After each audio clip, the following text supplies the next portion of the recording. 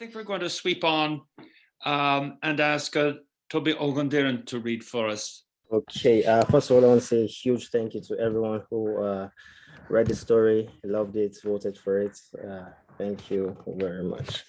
So the story is called The GOATKEEPER'S Harvest. It was written last year, April, I think, just at the start of the lockdown over here. And in retrospect, it's actually, the story is heavy on themes of isolation, helplessness, especially in the face of external forces, which is pretty much what was going through my mind, and I guess through the mind of millions around the world around the time of the pandemic. I'm going to read a section from the story. Okay. I'm in the large barn, tying freshly harvested yam tubers in neat rows for storage. It's hard work. I'm caked in dirt, and my forearms bear deep bloody grooves where unruly yam stalks scratched me. The things terrified me as a child, the way they grew like the antennae of some chitinous alien creature, purplish and twitching. Now they are nothing more than nuisance to be clipped off the tubers before they are stored away. Old hinges squeak in protest as the barn swings open, followed by a blast of hot air from the blazing noonday. The cool barn, specially built with adobe and oak to preserve the tubers as long as possible, is being eroded by hot air. I expect to hear the squeak of hinges as the barn door shuts, but it never comes. The doors are left open for the hot afternoon air to rush in. And I know it's Tejo and his never do well friends up to some mischief as usual. The hurried scuffle of feet on the wood shaving covered floor confirms my suspicions, and I take a deep breath to yell at them when I hear the bleats. I drop what I'm doing and hurry through endless rows of yams towards the sounds, bleating and more hurried scuffle on the wood shavings, turning around the bend to find 5 munching goats.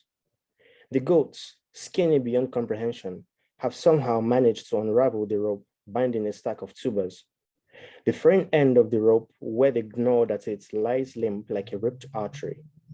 For a moment, I stand, grossly stupefied, staring at the animals as they go to town on the tubers, jostling each other around, crunching into the yams, jaws shifting in that weird animal side-to-side way as they masticated. In all my years in this town, I've never seen a goat. Okeano is a town of farmers and potters and carpenters, but no one keeps livestock, not even birds. If you want meat, you hop in the truck and travel 2 hours to Moraba, where the Malams try to cheat you out of as much money as they can for 1 kilo of stale meat.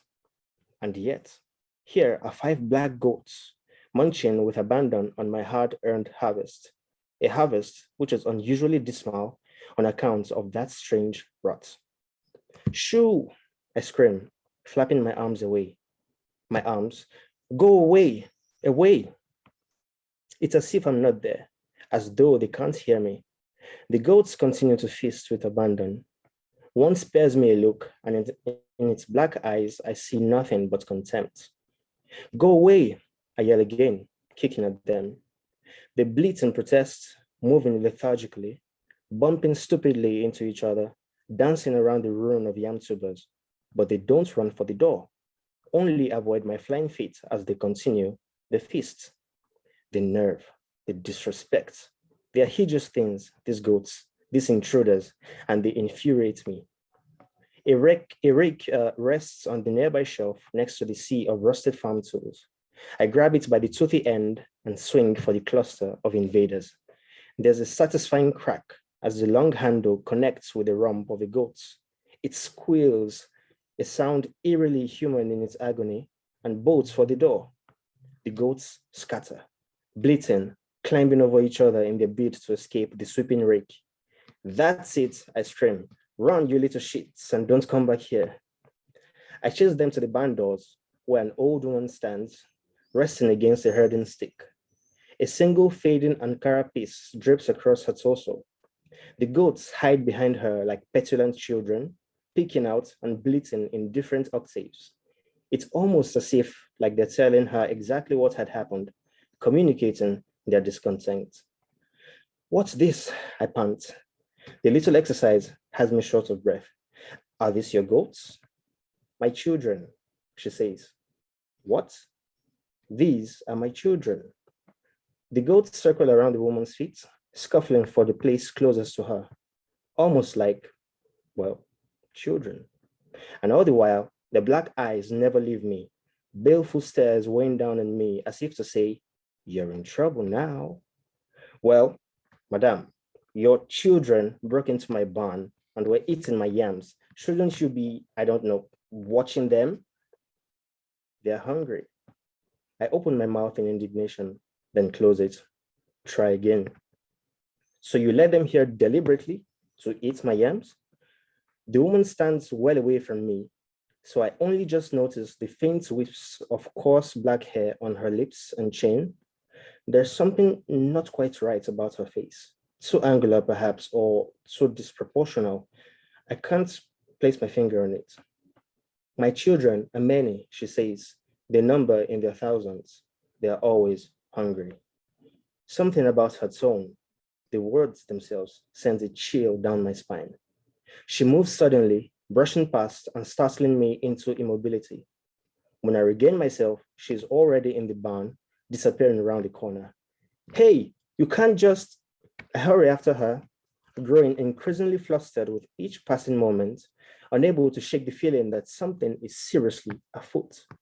I find her in the bend where her goats, children, had been violating my hard-earned harvest, and lying like an offering among the mess of half-eaten tubers and wood filings is a dead goat. You killed my child. What? No. That's when I see the blood on my hands, thick and clumped with tufts of goat's fur on my forearms, my dirty jeans, the old leather of my apron. The strength expires from my arms, and the rake drops to the floor, the teeth bloody with the proof of my guilt. How did this happen? No, I didn't do this. The four black goats cluster around their fallen sibling. There's something organized and unanimal-like about their movements. I want to scream, but something has eaten my voice. The woman bends and scoops the dead goats into her arms, scoops it as lovingly as a mother with her dead child. A goat for a goat, she says, then turns and walks away, her children scuttling in her wake. Okay, I'll stop here. It was very, very funny, and then very suddenly it wasn't. But I saw Moreo was laughing away, and I was laughing away, and then very suddenly it wasn't quite so funny. Yeah. So, humor and all sorts of things mixing in one story there. Thanks very much. Thank you. Thank you. Thank you.